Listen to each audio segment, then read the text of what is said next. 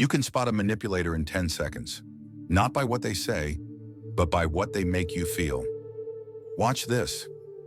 You can recognize a manipulator very fast, not by their words, but by what you start feeling around them. Doubt, guilt, urgency, and the need to explain yourself. Today I'll give you a simple system, no mysticism. 5 signals that show up in most manipulators, a 10-second test using a micro-boundary, and a protocol that keeps you from getting pulled into the game. One clarification, anyone can act this way once, when they're emotional, stressed, or hurt. A manipulator isn't someone who made a mistake. A manipulator is a pattern, repetition, and the result is always the same. You keep paying with yourself. Picture a text conversation. "Where are you? Why aren't you answering?" You reply, "I was busy, just saw this." And they answer, "Strange." When someone cares, they respond. You start explaining yourself. "I do care, I just couldn't." Then the control escalates. "Fine, do whatever you want. I'll just make my conclusions."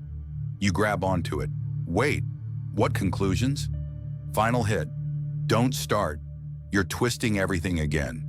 Notice what happened. There's no fact here. There's an evaluation, guilt, a threat, and a reversal of responsibility. You're no longer discussing the situation. You're proving that you're normal. That's the entry point of manipulation.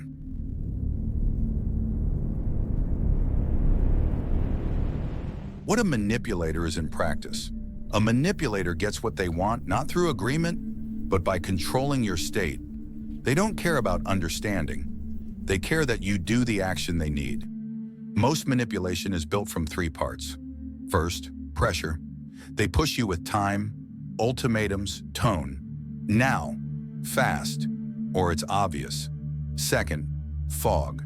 Meaning gets blurred. Ambiguity appears. Hints, half statements. You start filling in the blanks, and most of the time you fill them in against yourself.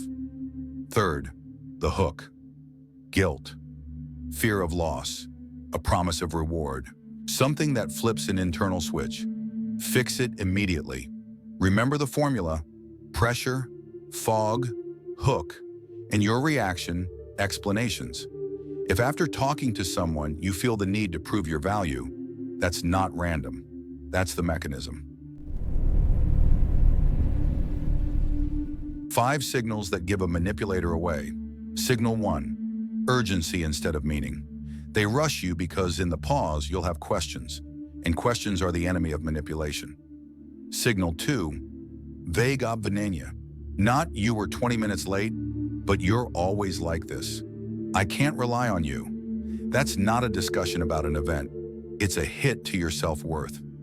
Signal 3, the conversation turns into a trial of you. You started with a problem. A minute later, you're discussing what kind of person you are. Signal 4, punishment with coldness. If you don't comply, they switch off. Silence, ignoring, coldness, to make you chase and apologize. Signal 5, you're constantly explaining yourself. This is the most honest indicator. If your default around someone becomes justification, you're being led. One more detail. A manipulator often doesn't look aggressive. They can look hurt, disappointed, even caring. But the outcome is always the same. You shift. You ustapayish. You give up control. Next on a test that takes 10 seconds. The 10-second test, a micro-boundary. The most practical way to spot a manipulator is not to argue, not to prove, but to set a micro-boundary and watch the reaction. A micro-boundary is a small no, a small pause, a small rule. It's not about conflict, it's about your right to your pace. 3 universal micro-boundaries. First, I'll reply later, I can't right now. Second, I need time to think. Third, we'll continue when we can speak calmly. A normal person may feel upset. That's fine, but they keep respect. They hear the boundary and stay in dialogue. A manipulator usually does one of 3 things. First, pressure. There's no time to think. Decide now. If you love me, you'd already choose. Second, devaluation. Got it. Yeah, as always. I didn't expect that from you. Third, guilt. So I'm not important to you. After everything I've done for you, I just wanted to see if I can rely on you. Here's the key marker. A manipulator cares more about getting your decision fast than keeping respect for you. If your micro-boundary triggers aggression, coldness, or guilt, that's not emotion. That's resistance to losing control.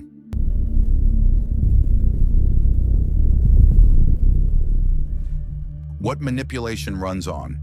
3 triggers. Manipulation almost always runs on 3 triggers. First, fear of loss.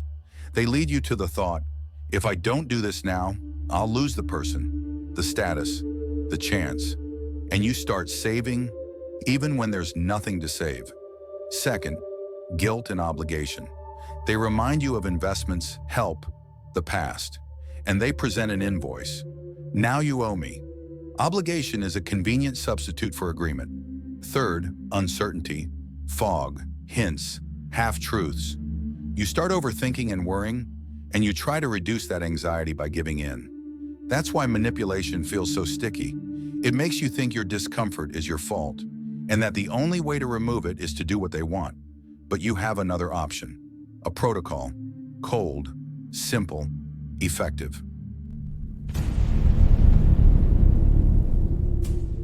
The defense protocol. 3 steps and 2 lines.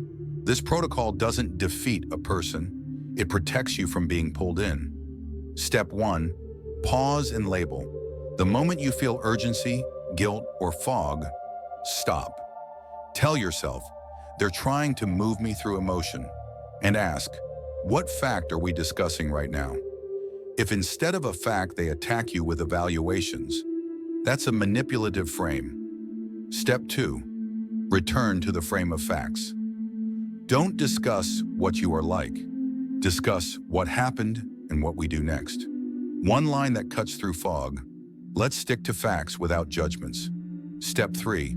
A micro-boundary. You set a rule. Calmly, without explanations.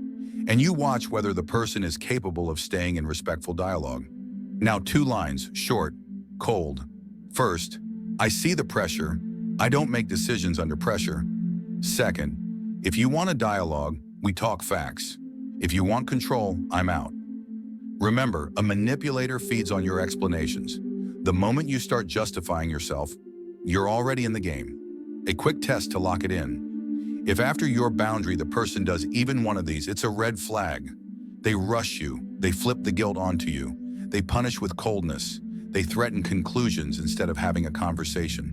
And the conclusion: a manipulator isn't revealed by charisma or a difficult personality. They're revealed by a pattern, pressure, fog, a hook, and your constant need to explain yourself as the result.